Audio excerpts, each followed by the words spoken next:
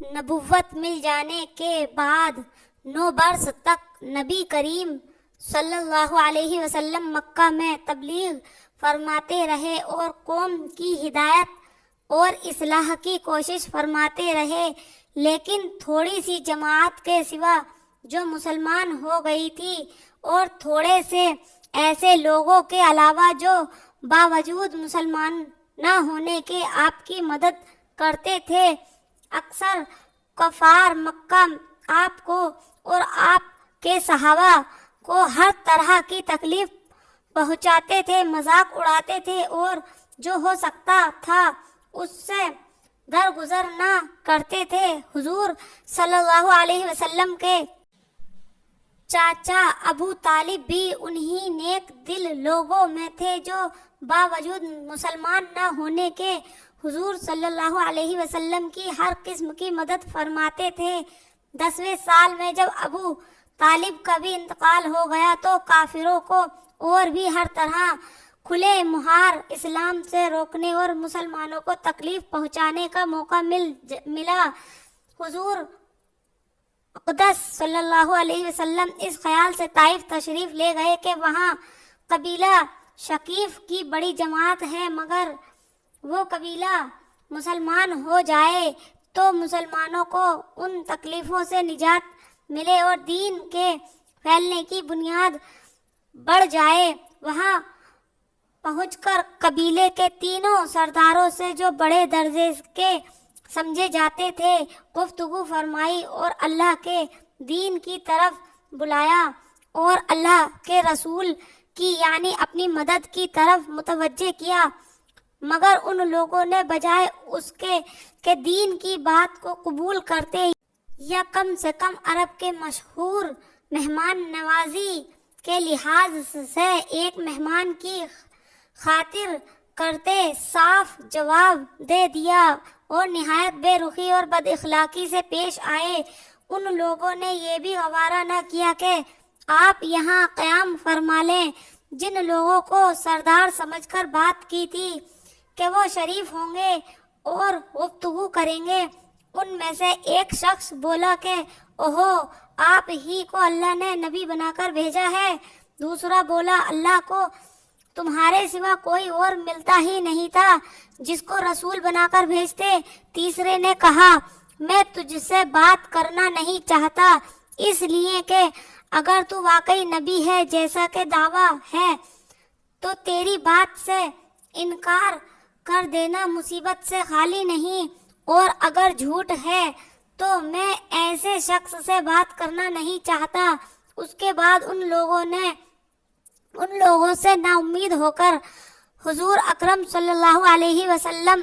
اور لوگوں سے بات کرنے کا ارادہ فرمایا کہ آپ تو اہمیت و استقلال کے پہاڑ تھے، مگر کسی نے بھی قبول نہیں کیا۔ وسلم سے کہا کہ ہمارے شہر سے فوراً نکل جاؤ اور جہاں تمہاری چاہت کی جگہ ہو وہاں چلے جاؤ۔ حضور اکرم صلی اللہ علیہ وسلم جب ان سے بالکل مایوس ہو کر واپس ہونے لگے تو ان لوگوں نے شہری لڑکوں کو پیچھے لگا دیا کہ آپ کا مذاق اڑائیں، تالیاں پیٹیں، پتھر ماریں، حتیٰ کہ آپ کے دونوں جوتے خونو خون ہو گئے اور آپ صلی اللہ علیہ وسلم اسی حالت میں واپس ہوئے۔ جب راستے میں ایک جگہ ان شہری لڑکوں سے اطمینان ہوا تو حضور صلی اللہ علیہ وسلم نے یہ دعا مانگی، اے اللہ، تجھ سے شکایت کرتا ہوں میں اپنی کمزوری اور بے کسی کی اور لوگوں میں ذلت اور رسوائی کی۔ اے رحم کرنے والے، تو ہی ضعفاء کا رب ہے، تو مجھے کس کے حوالے کرتا ہے؟ کسی اجنبی بیگانہ کے جو مجھے دیکھ کر ترش روح ہوتا ہے اور منہ چڑھاتا ہے، یا کسی دشمن کے جس کو تو نے مجھ پر قابو دے دیا؟ اے اللہ، اگر تو مجھ سے ناراض نہیں ہے تو مجھے کسی کی بھی پرواہ نہیں ہے، تیری حفاظت مجھے کافی ہے۔ میں تیرے چہرے کے اس نور کے طفیل جس سے تمام اندھیریاں روشن ہو گئیں اور جس سے دنیا اور آخرت کے سارے کام درست ہو جاتے ہیں، اس بات سے پناہ مانگتا ہوں کہ مجھ پر تیرا غصہ ہو یا تو مجھ سے ناراض ہو. تیری ناراضگی کا اس وقت تک دور کرنا ضروری ہے جب تک تو راضی نہ ہو. نہ تیرے سوا کوئی طاقت ہے نہ قوت ہے. مالک ملک کی شان قہار کو اس پر جوش آنا ہی تھا کہ حضرت جبرائیل علیہ السلام نے آ کر سلام کیا اور عرض کیا کہ اللہ تعالیٰ نے آپ کی قوم کی وہ گفتگو جو آپ سے ہوئی سنی اور اس کے جوابات سنے، اور ایک فرشتہ جس کے متعلق پہاڑ کی خدمت ہے آپ کے پاس بھیجا ہے کہ آپ جو چاہیں اس کو حکم دیں. اس کے بعد اس فرشتے نے سلام کیا اور عرض کیا کہ ارشاد ہو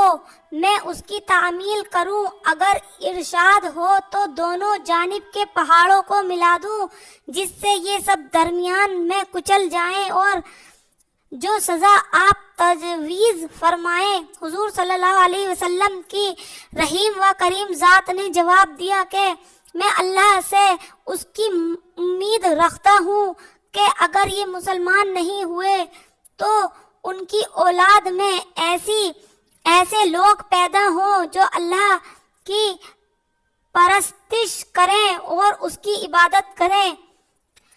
ایسے تھے ہمارے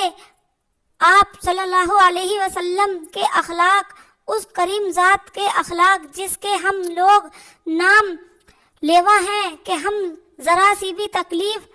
سے کسی کی معمولی سی گالی دینے سے